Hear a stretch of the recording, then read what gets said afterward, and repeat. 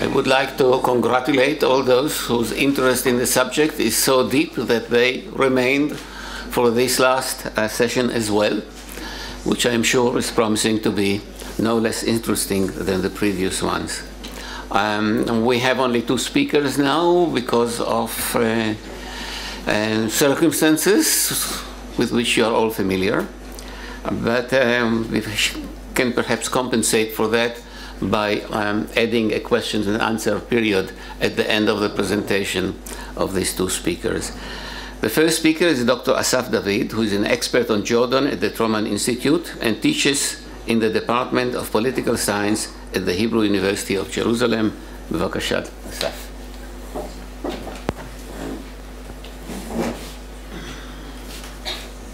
Thank you very much, Professor Shamir. As Professor Shamir said, you don't see any Jordanians here. And we wanted this conference to mark the 20th anniversary of the Israeli-Jordanian Peace Treaty. But alas, and in a way, I feel it's like we are mourning now the death, untimely death maybe, of the war and peace between Jordan and Israel. And unfortunately, I'm not very optimistic about it. And I'll try to explain why. First, we have to ask ourselves about the interests of both sides to the peace treaty in the notion of peace, not in the notion of end of war or the notion of cooperation, because the notion of cooperation existed even during times of war, of actual war between Israel and Jordan, as the history of the 1967-3 war shows us. So what was the meaning of peace for both Israel and Jordan? And I want to argue here, and goes back to the things that Professor Shamir said earlier about the management of the mundane activities of peace, the bureaucracy obstacles and the bridges and the visas and what have you.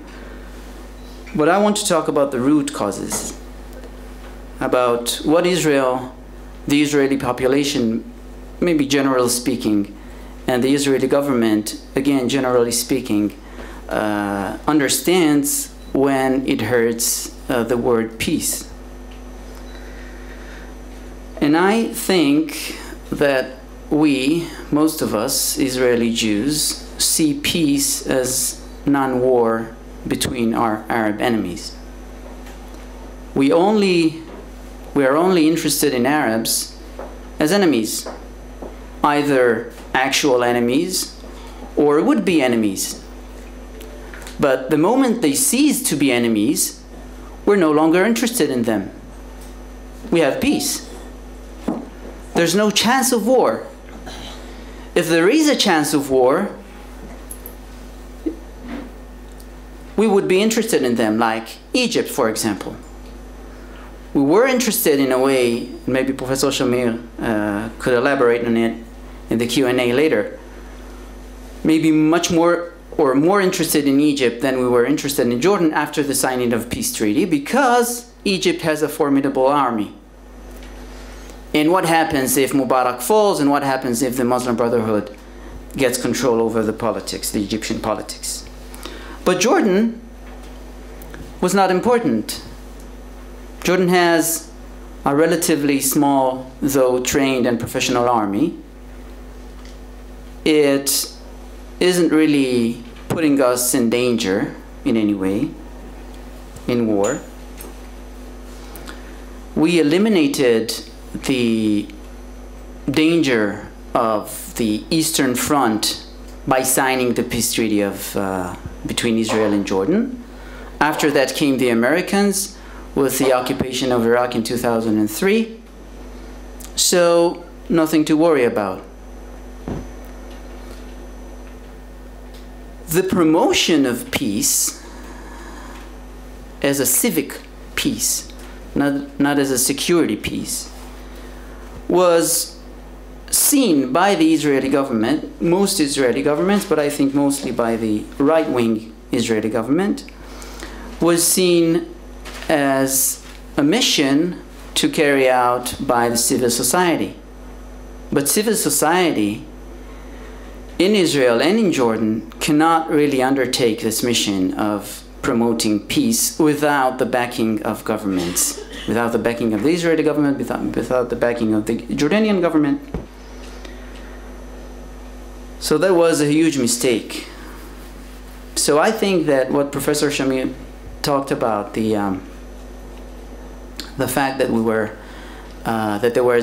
there was an apathy in Israel and the bureaucracy in the Israeli government towards peace, and we really didn't have the budgets for it and the interest in it and so on and so forth, it really goes back to the root causes of how we Israelis see peace, as I said.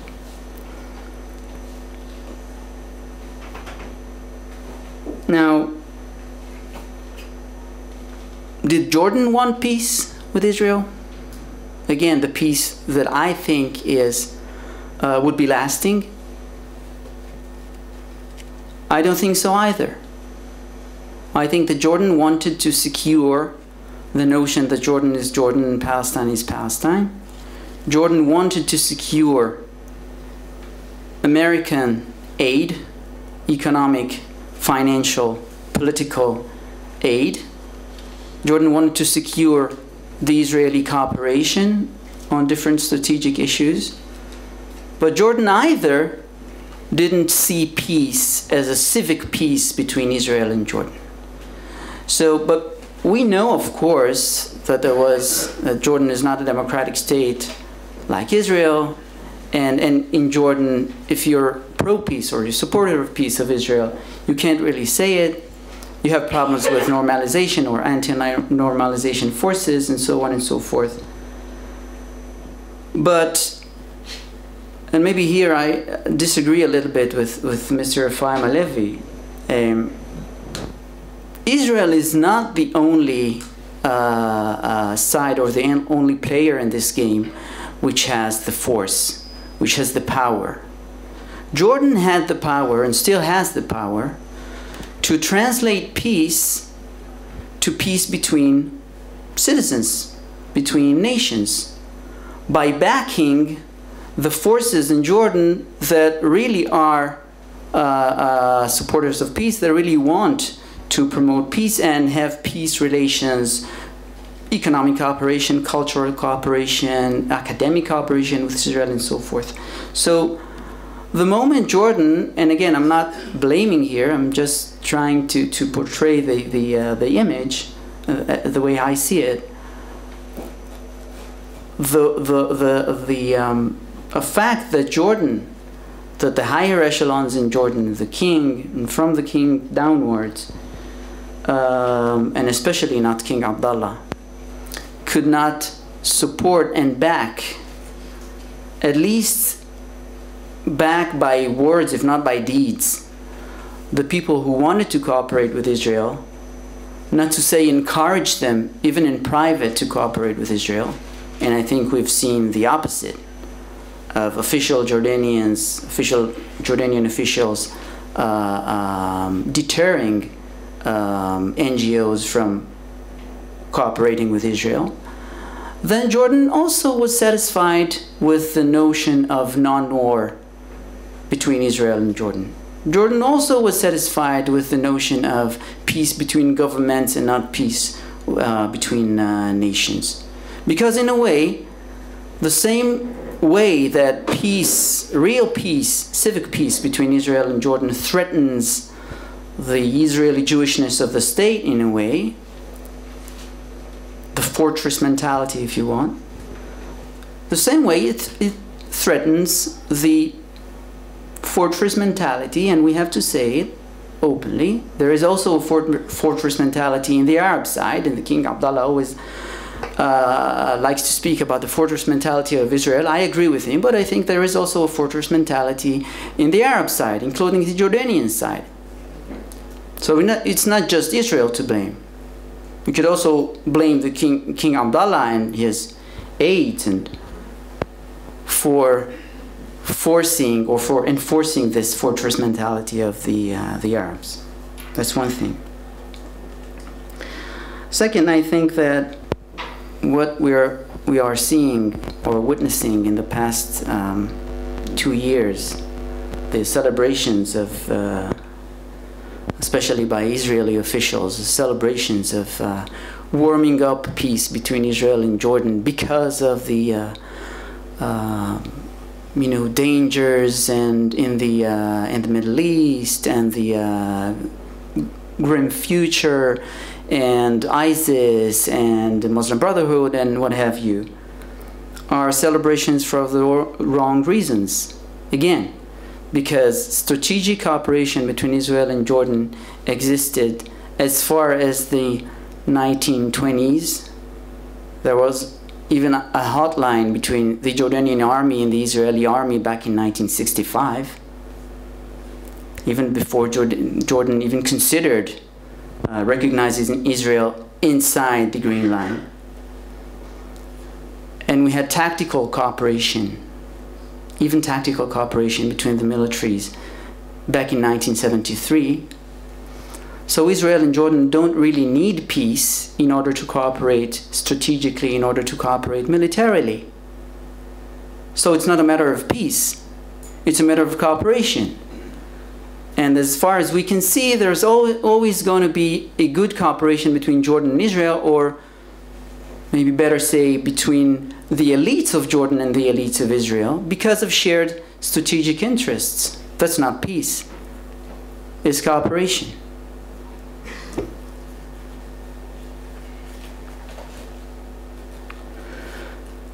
The Palestinian issue was the main issue, if you like, the absent issue from the peace treaty between Israel and Jordan. Because I think that Jordan signed a peace treaty in Israel, not just because he wanted to secure the notion that Jordan is Jordan and Palestine is Palestine, but also because it thought that the Israeli government was serious in moving towards a Palestinian state, and therefore fulfilling the other half of the equation, which is Palestine is Palestine. And we have to understand that if there is no Palestine, there is no peace between Jordan and Israel. And I'm not just talking about the prospects of peace or future peace between Jordan and Israel. I'm talking about a strategic clash between Israel and Jordan, potential strategic clash between Israel and Jordan because of the lack of a Palestinian state. Both Israel and Jordan, I think, ignored the hurdles on the way to Palestinian state when they signed the peace treaty, and now this ignorance or now this negligence threatens both states. I think, and on a side note, I'll say here that among Israeli professionals, academic professionals dealing with Islam and Middle East, there's always a tendency to run away from politics, because we don't do politics, we're professionals. But if we were rocket scientists, okay, so we can run away from politics. But we are dealing with Middle East. We're dealing with war and peace. We cannot be apolitical. We cannot be bipartisan in this regard. We have to say, I think this is my belief, and maybe Professor Shamir can remember a certain meeting that we had in 2006 between among the Israeli Oriental Society, where Professor Shamir suggested to have some sort of a petition on the issue of the Mamila. And people in the room were objected objected to the idea because they said it might divide the professional community of Israeli Middle East experts. I think that we have to admit here that although even center or left-wing governments in Israel did not promote peace and the notion of civic peace that I mentioned earlier, the way they should, I think, the right-wing governments in Israel really opposed it. Moti Kristal, who used to be the supervisor in charge of promoting peace between the two countries and the committees that were supposed to fulfill the peace on the ground, after the rise of Netanyahu to power in 1996, was moved away from his office in the Prime Minister's office, and basically afterwards his position was dwindled and to an extent of non-existence. And I think it's not by accident. I think that right-wing governments of Israel that in a way execute the beliefs and preferences, political preference of, again, it's very legitimate in a democracy, but they execute the political preferences of the center and right wing in Israel, are not really that interested in peace with Jordan, because they know that peace with Jordan means, first and foremost, a Palestinian state. And they're not in favor of a Palestinian state. I think that by now we all know it. So for Jordanians, if you're against the Palestinian state, you're against Jordan, because that means that you won't admit the most sacred notion of peace as the Jordanians see it, as the notion of Israeli-Jordanian peace. Jordan and Jordan, Palestine and Palestine. Now, many diplomats in Israel always say, you know, it's third-level members of Knesset and so on and so forth. No, it's not third-level members of Knesset. This is prominent ministers in Israel that believe, like Naftali Bennett, for example, that believe that Jordan is Palestine. Maybe not a transfer of Palestinians to Jordan, but Jordan has to assume responsibility of the West Bank if it wills, and against its will. So Jordanians see it, and I have to tell you that most of the times I see it through the eyes of the Jordanian press, because no one here covers these issues in Israel, in the Israeli press, so I read them in the Jordanian press. And if your eyes and ears are sharp enough, you can see it through their eyes. So in their eyes, the Israeli elite, the security elite, is interested in peace between Israel and Jordan, but not the Israeli body politic. And that means that at the end, again, as they see it, there's always maybe even a by definition clash between Jordan and Israel. And that's something that I really fear for the future of both states. I guess that you'll have questions, and I'll be happy to answer them in the Q&A. Thank you very much for your listening.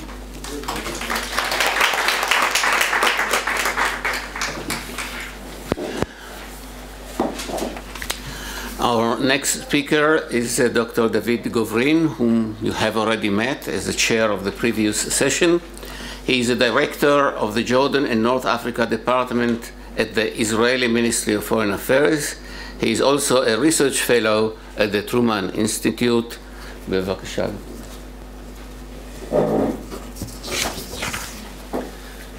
Thank you very much, Professor Shamir. It seems to me that the worst thing is to be the last speaker before lunch, so I'll try to be short as much as possible.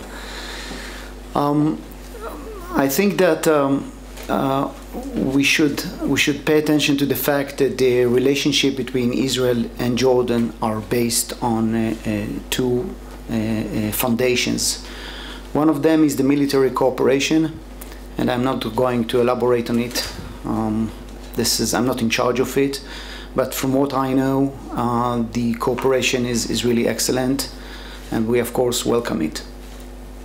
The other foundation is the civilian pillar, I would say, and this is what we try to promote, namely economic, commercial, agriculture, and other aspects of cooperation between the two countries. During the sessions this morning, there were two main projects were mentioned. One of them is the desalination project in Aqaba, and the other one is the signing of the Memorandum of Understanding on the gas, on Israeli gas, namely that Israel will supply gas to Jordan at the end of 2017. There's another project that I would like to mention, and the fact that I'm mentioning it is because these three projects are long-term projects with I and the Foreign Ministry attach a lot of importance, and this is the expansion of the land crossing Arava. We are engaging with our Jordanian partners in expanding the land crossing in Arava, and we're going to reconstruct it. It's going to be a huge project, and the main target is to let Israeli exporters to export containers through the port of Aqaba to the Far East. That would also connect the two countries in a long-term relationship, and that would be very beneficial for both of them. There are other issues on a daily basis that we try to develop. As you probably heard, a couple of months ago, the Israeli government decided to let large numbers of Jordanians to cross the border near Eilat and to work in Israel. The numbers are up to 1,500. We already have almost 200 Jordanians coming to Israel on a daily basis. We have succeeded to open a safe passage to Jordanian goods through the Haifa airport 2 years ago, due to the difficulties that Jordanians faced following the civil war in Syria. This is a unique example of how we succeeded to exploit the current circumstances in order to upgrade our commercial and economic cooperation with Jordan. There are other examples of cooperation in the agriculture field, students that go and learn in Jordan. But there is one point which I would like to emphasize, and which stands as a main obstacle in developing our cooperation with Jordan, and this is the visibility aspect of the civilian cooperation. Due to the pressures inside Jordan, coming from anti-normalization organizations, from syndicates, and from other Arab Muslim countries, Jordan is very cautious about promoting the civilian cooperation. This is why, if you compare it to the military cooperation, the military cooperation does not suffer from this problem because everything is under the radar. While when you try to develop civilian cooperation, when you talk about NGOs, when you talk about ministries, when you talk about private sector, you cannot hide it. You cannot, you cannot prevent from journalists to publish it, and that of course embarrasses the Jordanian regime. This is something that we take into account That's why we try to develop the cooperation as much as possible. Of course, we take it into consideration. We do not leak to the press some aspects of the civilian cooperation, again, in order to let it happen without putting any restraints on our Jordanian partners. But this is something which constitutes a real problem. Another problem is that we unfortunately lack a political dialogue at the highest level. As you probably know, the Prime Minister talked from time to time, as he did last week, with the King Abdallah, and from time to time he sends his envoy to Jordan to deliver a certain message. But this is not a dialogue, this is not a political dialogue. Unfortunately, we don't have political dialogue, we don't have visits of Israeli ministers to Jordan and vice versa. We don't have any connection with the Jordanian parliament and other dignitaries. It's very, very difficult to promote this kind of dialogue under the current circumstances. And when I say the current circumstances, I mean the lack of progress in the peace process. And as was mentioned this morning by our ambassador to Jordan, the issue of Jerusalem stays as the core issue, as one of the main problems that we face vis-a-vis the Jordanian regime. For those of you who might wonder why Jerusalem is so critical to the current regime, I would like to add one more point which was not mentioned this morning. As far as I'm concerned, I think that the issue of Jerusalem constitutes a source of legitimacy to the current regime. Jerusalem is the third important city to Islam after Mecca and Medina, and the attention and the efforts that the current Jordanian regime is putting in Jerusalem is no doubt in order to reinforce its Islamic legitimacy. We talked this morning about the fruits of peace. There is one paradox which I would like to mention. On the one hand, the Jordanians, as Professor Shamir rightly said, complain that there are not enough fruits to peace. On the other hand, they are not willing to publish and to make it, public knowledge what has been achieved, like the project that we have discussed this morning. For example, if you look at the press, the Jordanian press recently, the way that they reported about the gas memorandum of understanding between the government of Jordan and Noble Energy, one could have thought that, the Jordanian government is going to get the gas from the United States. The word Israel was not mentioned. This is one of the problems that we face when we would like, to spread the news, when we'd like to shed lights on the fruits of peace when they are. Let me end by shedding light on one aspect which we find very difficult to develop, and this is the relationship between the societies, the Israeli society and the Jordanian society. You have seen the fruits of the activity of the NGOs that are here outside the hall, which are doing a tremendous amount of effort, and they're doing excellent job, really. They try to do their best in order to develop all kind of non-official ties between Israeli civil society and the Jordanian civil society. It's very difficult because there is no clear green line from the royal court, from the Jordanian royal court to the Jordanian civil society to promote this kind of activity.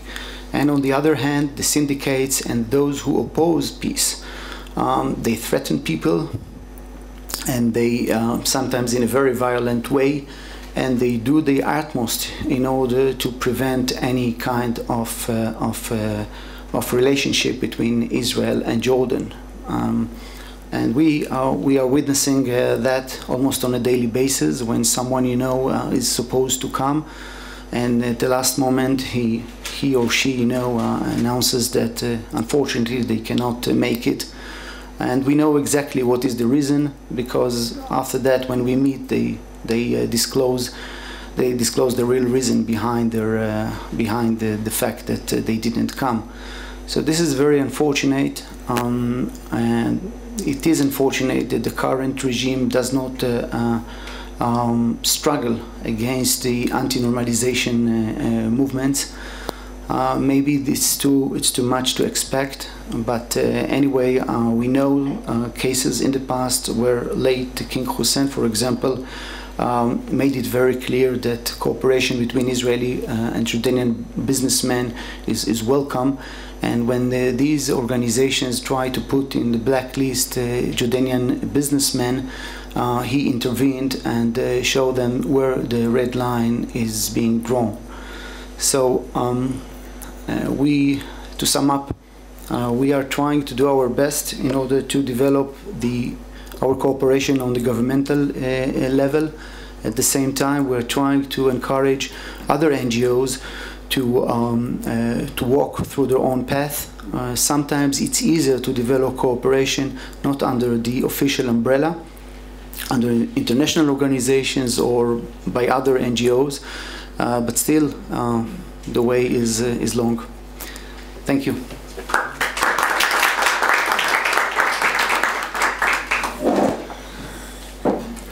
Thank you, Dr. Guvrin, for describing to us both the half-empty and the half-full parts of this glass. We have, I think, 15 minutes before the end of this session for questions and answers. So I will invite those who are interested in that. Please.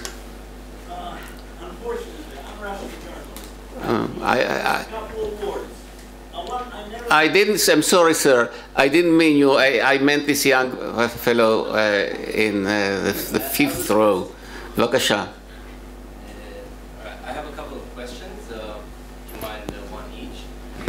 First is for David. One is, what is the level of the integration of Palestinians inside Jordan, and how does it affect the status of the king? How strong he is, and how he rules the country, and how he shows the Arab world his actions, his level of integration with the Arab world concerning Israel and the Palestinians. And the second one is for Dr. Gubrin, with the refugees from Iraq and Syria, which are millions by now, in Jordan. And the question is, isn't that fertile land for integration with Israel, for cooperation? And where does there's a train being built in the north right now, the Emet train. What's the plan? What are the plans on that with merchandise and everything passing to Jordan from Israel? Because I know it's supposed to go all the way to Jordan. Thank you. Thank you. We have now 2 questions. Let us gather a few more before we allow the panelists to answer. Vakasha. Ken. I'm sorry, I don't know the names of all the participants, so I pointed them, and this is not a very effective way to choose somebody, but in this case I asked the lady sitting in the 4th row to ask her question. Thank you. Could you care to update about the Red Dead Canal? Okay, you address this question to whoever is ready to answer. And, more questions? Yes, Vakasha? My question. לא, אני התכוונתי לבחור שם בג'קט השחור. 3 words never mentioned here. 1, name of God. We have 2 religions, no one mentioned. 2nd, doesn't mention the fact that in Jordan a Jew cannot be present, which is definitely important. Okay, thank you. Thank you. Very, very interesting point. I was present in Jordan, so I'm Jew. אוקיי, אז עכשיו המשתתף עם הג'קט הכהה, אתה הכהה, בבקשה.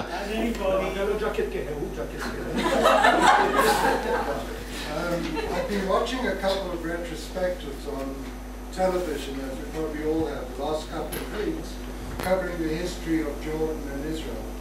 And one of the ways it's been portrayed is that King Hussein, at least, saw Israel as his last line of defense. For example, 1970 vis-a-vis Syria and certain other things.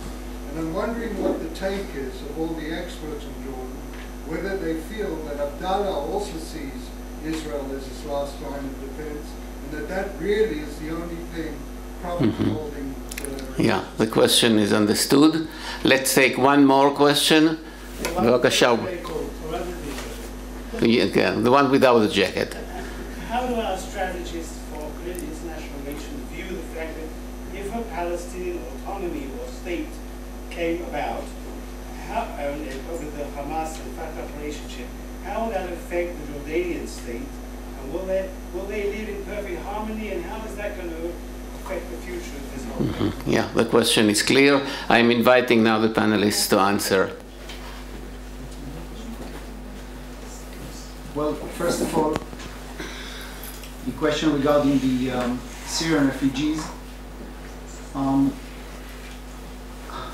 Israel suggested humanitarian aid, but the Jordanians were reluctant to receive official Israeli assistance in this respect. However, there are some NGOs, few NGOs that provide humanitarian aid to the Syrian refugees. As you mentioned, we're talking about hundreds of thousands of refugees that are located in the north part of Jordan, and they definitely constitute a huge burden as far as infrastructure is concerned, electricity, water, education, so on and so forth. So we of course, at the very beginning, we suggested to provide this kind of humanitarian aid, but we have not received a positive response. Regarding the Red Dead Canal, it was a very ambitious project. Actually, the desalination project in Aqaba is defined as the first stage of the Red Dead Canal. But it seems that the majority of the parties involved, Israel, Jordan, and the World Bank, all of them recognize that it's too ambitious, and that's why they preferred to concentrate on the desalination project in Aqaba.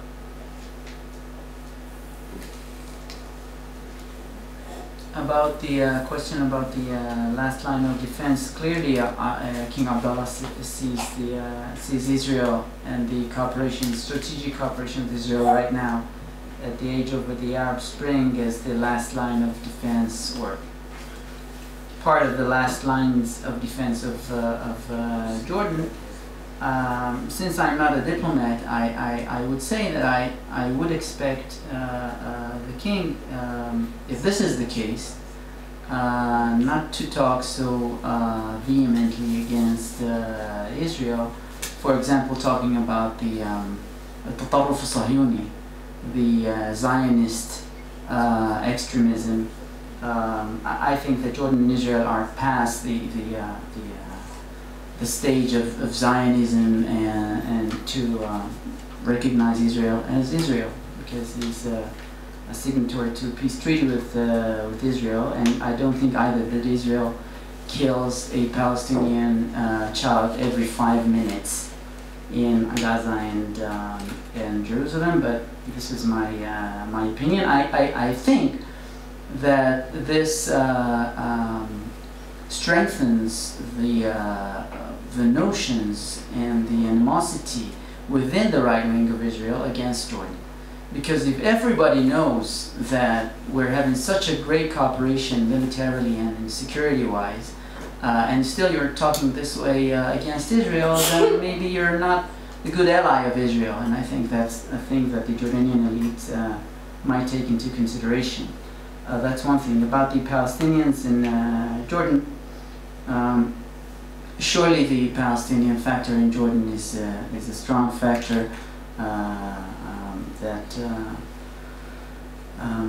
that withholds the peace treaty between the two sides, and probably leads the king and other Jordanian elite members to speak or talk the way they talk. But I think we also sometimes pacifying ourselves with the notion that the Palestinian Jordanians are the bad guys and the East Bankers are the good guys, and this is very far from the truth. There are Palestinian good guys in Jordan, there are East Bankers bad guys in Jordan, again, good and bad in terms of Israel. And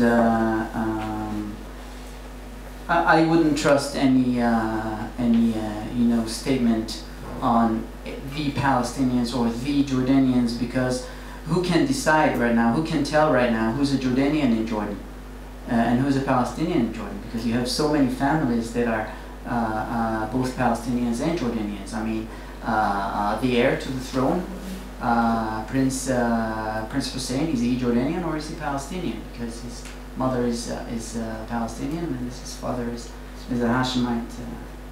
So this is only the higher example. We have many cases like this.